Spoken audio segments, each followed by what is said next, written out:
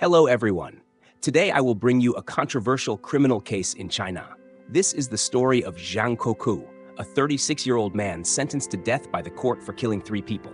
But behind this act is another story, a story of loss, injustice, and a family pushed to the edge. So in the end, why did Zhang Koku do it? What was the relationship between the people in this case?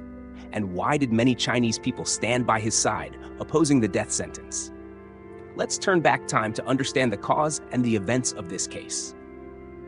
Hello, you are watching The 13th File, Uncover What Was Never Meant to Be Found. Before starting the case, don't forget to support me by liking, subscribing, and clicking the notification bell to follow more thrilling cases. Thank you very much. Now let's begin the case. We will start in a small village called Wangping, around the year 1996. Zhang Koku's family at that time had 4 people: him, his sister, his father, and his mother. In this village, there was also a neighboring family named Wang with 5 members, the couple and their 3 sons. At first, the 2 families were close neighbors, often helping each other in work and life. Then, a large government project appeared, bringing a business opportunity with much higher pay than normal farming work. This was a rare opportunity in the area, but it also meant fierce competition. Both the Zhang and Wang families wanted to win this contract, and the competition gradually escalated from small arguments to big quarrels. The good relationship between them broke down, replaced by hostility and confrontation. After many arguments, the Zhang family proposed an agreement. Both sides would take turns receiving the contract. The Wang family would do it first for 2 years, then it would be the Zhang family's turn, alternating like that. This agreement was to ensure fairness for both sides, especially since both were financially struggling. The Wang family agreed and began the first phase of work. After 2 years, when it was the Zhang family's turn to receive the contract, the Wang family suddenly turned 180 degrees. They no longer wanted to give it up and secretly extended the contract for another 2 years. The Zhang family discovered this and became very angry. But the Wang family showed no remorse and even challenged them, confident that the Zhangs could do nothing to them. The quarrel became more intense. Mr. Zhang, Zhang Koku's father, had to seek out the mayor, who was believed to be fair, to intervene. But surprisingly, the mayor sided with the Wang family because the Wang family's eldest son was the chairman of the government management office.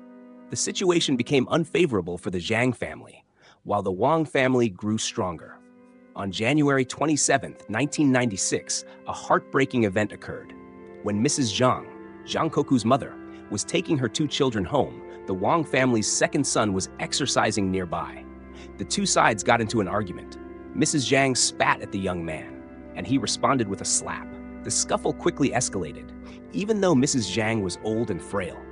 During the struggle, Mrs. Zhang was attacked by 2 of the Wang sons. To defend herself, she grabbed a metal rod nearby and waved it in front of her to keep them away, accidentally hitting the youngest Wang son on the head. Seeing this, the Wang family's second son ran home, grabbed a wooden stick, and struck Mrs. Zhang hard on the head. A clear shattering sound was heard, and Mrs. Zhang immediately fell down, blood flowing from her eyes and nose, unconscious. Everything suddenly went silent. The Zhang family tried to help her up, but there was no reaction. All members of the Wang family froze, not even attempting to help, because they knew what had just happened. The Zhang family shouted for the Wangs to call an ambulance, but the Wangs refused to help, saying it wasn't their responsibility.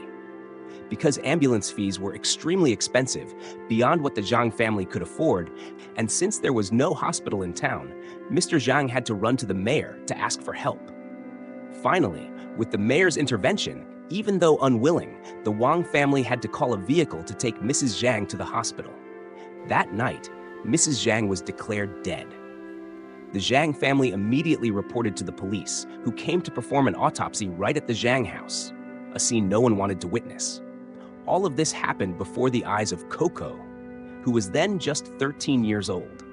After Mrs. Zhang's death, the police arrested the Wang family's 2 sons. The youngest son, who was not the perpetrator, took the blame. Because he was underage, he was sentenced to only 7 years in prison for intentional injury. The second son, accused by the Zhang family of killing Mrs. Zhang, escaped punishment. This was the Wang family's calculated scheme to twist the truth and reduce the sentence. The Zhang family disagreed with the verdict and demanded compensation for emotional damage, funeral costs, and child support for Mrs. Zhang, totaling 250,000 yuan, about 40,000 USD, and a reconsideration of the perpetrator. However, the court only ordered the Wang family to compensate a mere 9,600 yuan, about 1,500 US at the time, less than a fraction of the funeral cost. The reconsideration of the perpetrator was not mentioned. The Zhang family fell into deep crisis, losing their spiritual pillar without true justice. Zhang Koku, then only 13, had witnessed his mother being beaten to death before his eyes and saw the horrifying autopsy at home. The pain, anger, and sense of injustice haunted him throughout his growing years. He became withdrawn, quiet, and disliked interacting with others. Difficult circumstances forced Koku to drop out after middle school and work many jobs to help his family. Mr. Zhang advised Koku to join the army to improve himself and have a better future. But Koku thought differently. He planned to train his body and himself in the army to avenge his mother. In the military, Koku was evaluated as serious, dedicated, and very responsible in every task assigned. After leaving the army, he tried to find a job, but failed due to his background and circumstances. The Wang brothers had moved elsewhere, living comfortable lives with stable jobs, while Koku still struggled. In February 2018, Koku returned to his hometown for Lunar New Year. Seeing the Wang family joyfully reunited stirred his hatred again. On February 15, 2018, during Lunar New Year's Eve, when every household was lit up and the atmosphere was lively, Koku quietly planned his revenge. At 35 years old, he had been monitoring the Wang family's activities for a long time and chose that night to act. That evening, before leaving, he looked back at his father and gave many reminders. But his father, busy with holiday preparations, didn't notice his son's unusual behavior. Because of the custom of visiting graves on Lunar New Year, Zhang Koku waited at the mountain where his mother was buried. Wearing a mask and a hat covering his face, with a knife hidden in his clothes, waiting for the Wang family. The Wang family, unaware of what was about to happen, happily carried things to the mountain to pay respects at their family grave. On their way back from the mountain, they were ambushed by Koku. He rushed at Wang Zhengjun first, who collapsed immediately without reacting. In the scuffle, Koku accidentally dropped his mask, and Wang Xiaojun, upon seeing his face, was terrified, ran, and cried for help. But before he could get far, Koku caught up and killed him on the spot. After dealing with the two Wang brothers, Koku returned to the village, sneaked into the Wang house, and upon seeing the father, Mr. Wang Zixin, 70 years old, killed him. Then, Koku smashed a car window, put the victim inside, and set the car on fire to destroy evidence. He stood watching the fire in a trance, muttering something repeatedly, with satisfaction on his face. After the crime, he went up the mountain to his mother's grave, spent the night there, and the next day sneaked back home to see his father one last time. On February 17, 2018, after doing all he wanted, Zhang Koku went to the police station to surrender. He told his story, his pain, the injustice, and the reason for revenge. But his honest confession was used against him in court. On January 8, 2019, the Intermediate People's Court in Hanzhong, Shanxi Province, held the first trial and sentenced Zhang Koku to death for murder and destruction of property.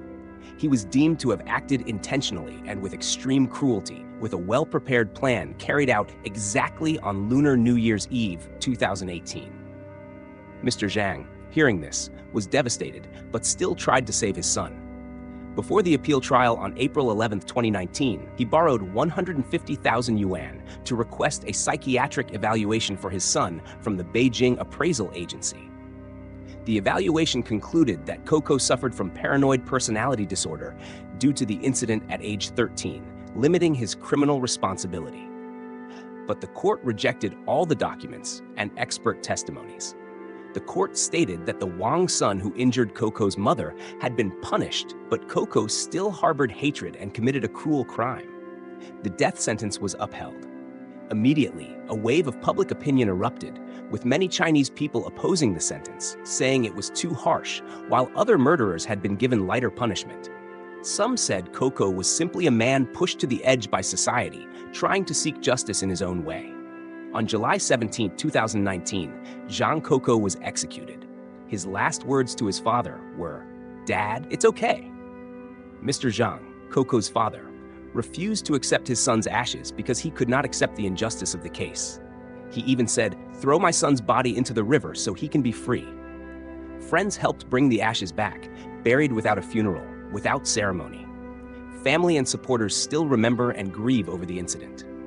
Zhang Coco's story is not only a murder case, but a story of injustice, of pain lasting many years, and of the price of revenge in an imperfect society. What do you think about Zhang Coco's story? Was justice fully served? Or was this revenge and tragedy a painful voice of a family too deeply hurt?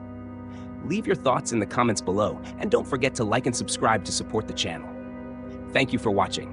See you in the next stories.